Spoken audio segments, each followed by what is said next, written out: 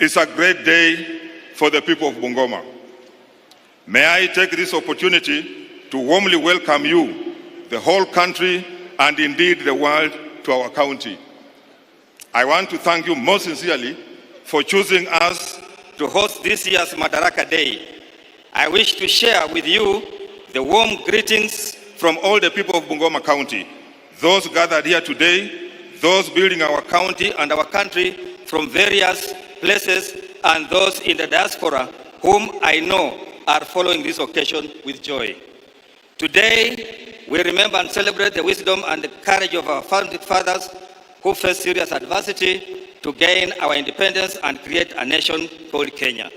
This very stadium that is hosting the auspicious 61st Madaraka Day is named after one of the greatest sons of our time, the late Honorable Masinde Muliro, a true champion of the second liberation. We celebrate these fallen heroes even as we remain cognizant of the fact that despite divergent backgrounds and varied viewpoints, they fought for the same cause. We are here because of your benevolence, Your Excellency. We could not, as a county government, have achieved this and this standard of the stadium even if we saved for the next 20 years. Your Excellency, devolution is at the heart of the new constitution and a key vehicle for addressing historical disparities which have long led to conflicts. Our system of devolution combines a measure of autonomy and interdependence leading to a cooperative system between the two levels of government. This requires that both embrace a system of consultation, negotiation, and consensus building in the run-up of state affairs. Mr. President, on behalf of the devolved units, I want to thank you and commend you for your continued support for devolution and especially devolving these national celebrations to counties, for this strengthens your presidential resolve to support counties and the devolution agenda in your national endeavors. It is therefore a great honor for us as counties and as the people of Bungoma that you have chosen to share this national celebration with us. It would be remiss of me not to pass the gratitude of the people of Bungoma. Mr. President, all the major roads in Bungoma town and its environments are well lit, hence promoting a 24-hour economy in our town. Our airstrip at Matulo can now safely land a 35-seater plane, but it's our wish and focus that in the future it be upgraded to an international airport. And Your Excellency, when it's at that level, I want to propose on behalf of the people of Bungoma that it be named after you. Our Masinde Muliro Stadium is in the process of being completed to perfection with a seating capacity of 20,000 people, with all roads around it well paved, and we now have an official state lodge to Nasema Asante Sana. Your Excellency, the current weather pattern in Kenya is worrying. We must begin to think of timely interventions that will address the challenges of crop failure in order to ensure our people have options. As the chair of the Agriculture Committee, I look forward to the support and partnership of your governments in this endeavor to accelerate this development. Before I wind up, Your Excellency, if this rotation continues, for people to appreciate what is happening today, the next national celebration to be held in Bungoma will be in 2071, after all it has gone round all the other counties. So this is historic for us, and that is how serious it is that we are making history. So you can take your years, add 47 years, and know how old you will be when this will be held here next. Your Excellency, I now leave you with the words of Marco Ruby, who said leadership cannot be measured in a poll or even in the result of an election alone. It can only be truly seen with the benefit of time from the perspective of 20 years, not 20 days. Everything that you have done for the people of Bungoma will live forever in our hearts. Thank you, Your Excellency, sir.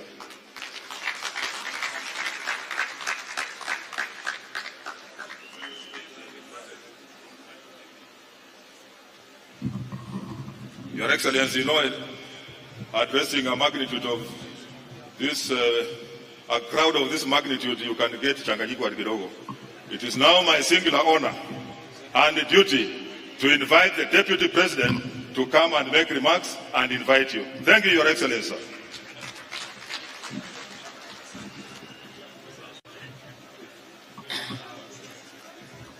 Your Excellency, the President of the Republic of Kenya and Commander-in-Chief of our Defense Forces, Dr. William Ruto, Your Excellency, the First Lady, Mama Rachel Ruto, the Governor of Bungoma County, my friend and college mate, Kenneth Makelo Lusaka, aka Babawini, the short man from Kamkuya,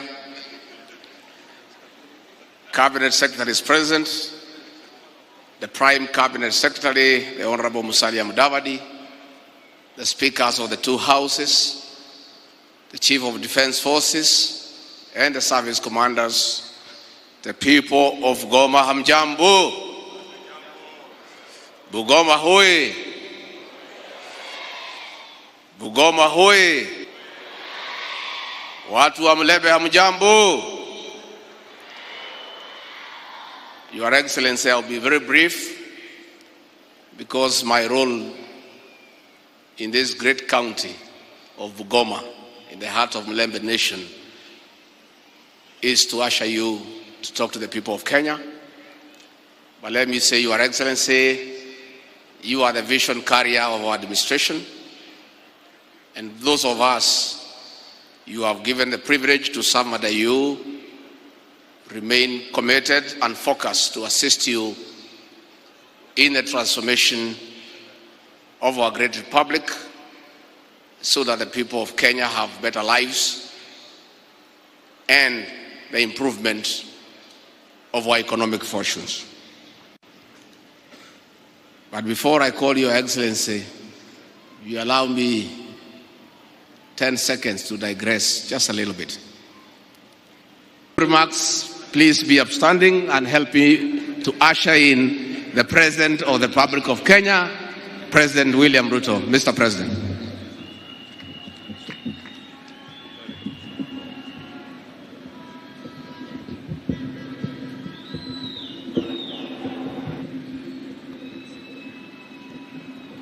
Thank you very much. Let's take our seats.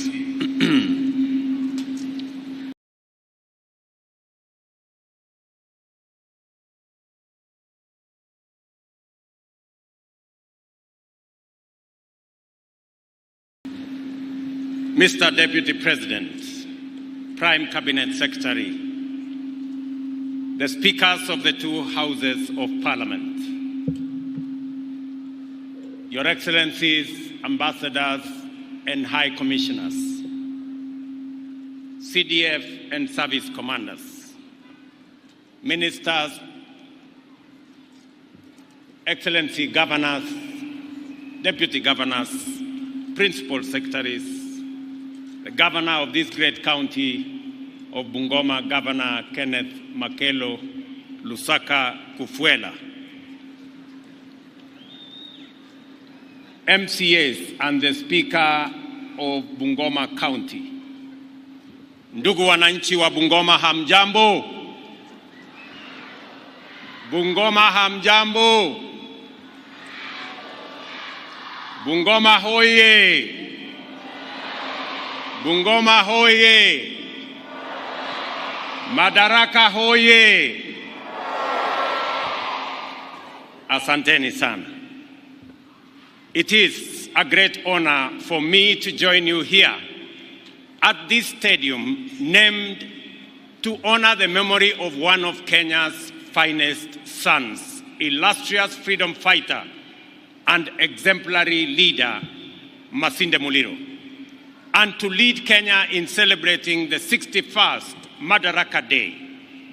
On this anniversary, we mark the emphatic success of our freedom struggle, the triumph of the many gallant men and women who made immense sacrifice for the cause of freedom and justice, and the vindication of the principles and values which inspire the people of Kenya to stand as one, resist oppression, and unite to claim their sovereignty and to win the freedom to build a nation in accordance with our own aspirations. The reason for making this day are principally that the aspirations which motivated our heroes over 6 decades ago are not only alive today, but they are also the bright flame that sets our souls and minds alight with ambition and urgency, and illuminate the path to each one of us to pursue the progress and prosperity of our households, our families, and our nation. Madaraka, our self-governing mandate, is not an accident of history. Rather, it is the affirmation of the timeless values embraced and articulated by those who came before us in their resistance to colonial invasion, and the culmination of the vision and passion of the succeeding generations which bravely took on mighty empires, and they won. Today, we are no longer at the starting blocks of the race to progress. We have come a long way. In the course of our journey, we have made Kenya a strong state, anchored by a people united by fierce patriotism, love for one another, a shared vision of progress, and a public service with a high capacity to coordinate development and to provide security. Additionally, our country is a thriving, competitive, and diversified economy, well into its transformational takeoff, and a democracy which protects freedom, drives democracy, and places the people of Kenya at the front and center as the authors and beneficiaries of this great nation's affairs. Therefore, every person in this country has the freedom and opportunity to make their contribution by giving their best in what they do. This is the source of our glory. Madaraka recognizes that Kenya's freedom was won by resolute farmers and determined workers on their shambas and their brave sons and daughters in forests, cities, factories, and plantations. Madaraka reminds us not to look down upon the labors of others, regardless of their occupation, because work makes a great people and a strong nation.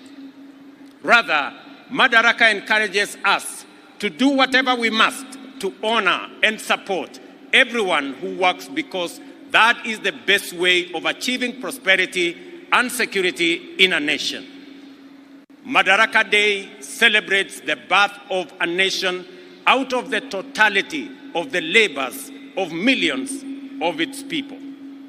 Today, ladies and gentlemen, is the day to remember that work is important. Every hustle matters, and that nation building is a bottom-up affair. Let no one look down upon the life or livelihoods of another, and let no one be made to feel despised because of their work. Our economy depends on every form of service and labor. From the milling of sugarcane, millet and sorghum, to the ginning of cotton and the roasting of coffee beans in this country, our agriculture sector continues to fire the powerful engine of economic transformation to propel this great nation into food secure, internationally competitive trading giant that can hold its own in the East African community and leverage other trading frameworks, such as the COMESA, Africa Growth and Opportunities Act, the Africa Continental Free Trade Area, with ease. Agriculture remains sufficiently attractive enough to sustain investment in every node of the food system. Agriculture's direct contribution to our GDP is 25%, while its indirect support to other economic pillars such as manufacturing boosts the GDP by a further 27% of our population. The government has deployed an agriculture-led, all-of-society approach in the form of the bottom-up economic transformation agenda, of which agriculture is a critical, central, strategic pillar. Under the bottom-up economic transformation agenda, we will reduce hunger, fight poverty, and improve the health outcomes of Kenyans. I am particularly delighted that agriculture and food security are the chosen theme of this year's celebration in this great agricultural county of Bungoma. We appreciate the determination of small-scale farmers who are the backbone of Kenya's agricultural sector in their efforts to produce sufficient and varied food to meet their national health and other daily needs. Against many odds, our farmers have defied systemic and structural constraints and limitations to make a